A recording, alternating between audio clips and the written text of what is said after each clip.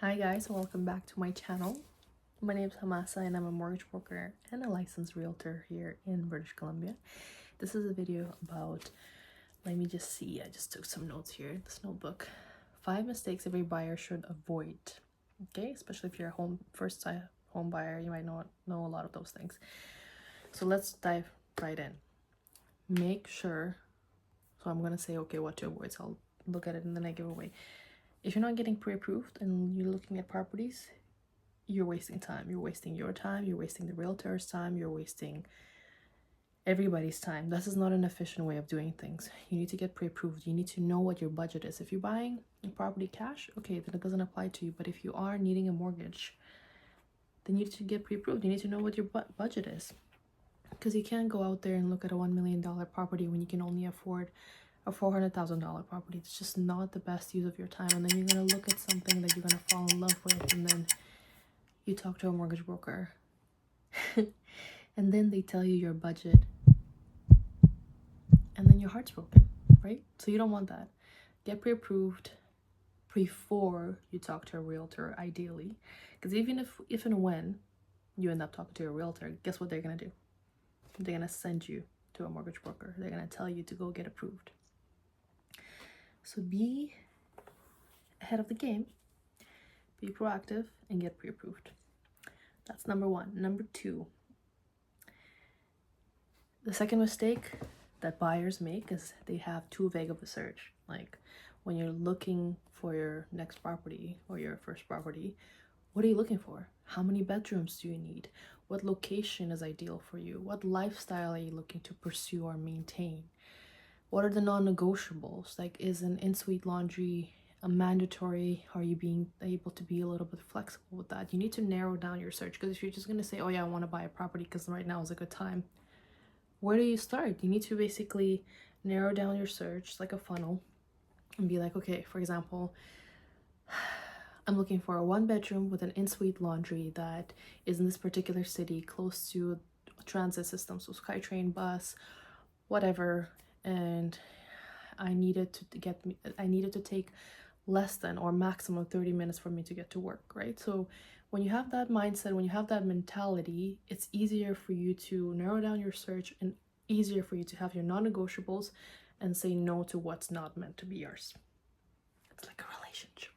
You gotta know what your non-negotiables are. Otherwise, you're gonna settle for whatever and you're not gonna be happy.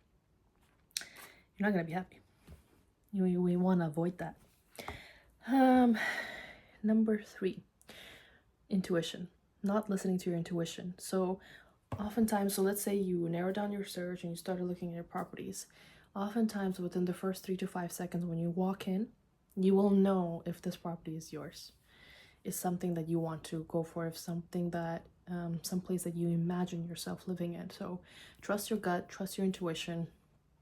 But again, it goes back to narrowing down your search, because if you already know what you're looking for, it's easier for you to be like, yep, this is it.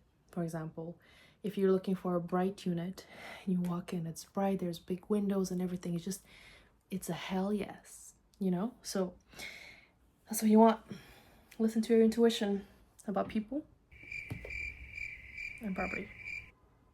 And if your intuition tells you something about people, listen to it. And that's a story for another day. The fourth mistake that buyers make is they don't buy a property with the end in mind. So when you're buying a property, even if it's your principal residence, meaning this is the property that you want to live in, you have to think of it as a rental. Let me explain. So if you're looking at a property and you like certain things about it, you have to think long term, is this a sellable property? Because down the line, life changes. You might want to sell it a year, 2, 4, 5 years from now, whatever. But if the property is not sellable, you're going to have a difficult time. And part of that is dictated by the market, what the market's looking like. But another part is also, is it a sellable market? Like the location, the layout. Because sometimes you might look at some properties that are like, I don't know, 1,000 square feet. And then there's another property is also 1,000 square feet. But the layout of one, or maybe 700 square foot. But the layout of one is so much better than the other one. So you have to keep that in mind. Like, is it a sellable property? Very, very important. You got to think long term. The next mistake that buyers make, looking back at my notebook, is not getting an inspection done. So sometimes you might think, oh, I don't need to get an inspection done. It's fine. All looks good, girl or boy or whoever. It's important. Make sure you get your inspection done, because sometimes there are some things that an inspection will show that the eye cannot see, So make sure you hire a trusted inspector, and you can ask your realtor for some recommendations and whatnot. Don't just rely on the man in your house to check out the property. That's not good enough, because they are not experts. Sorry to say, but they're not experts. But inspectors, they do this for a living, and they're less likely to miss something. You know what I'm saying? The next mistake that buyers should avoid making is not interviewing multiple realtors.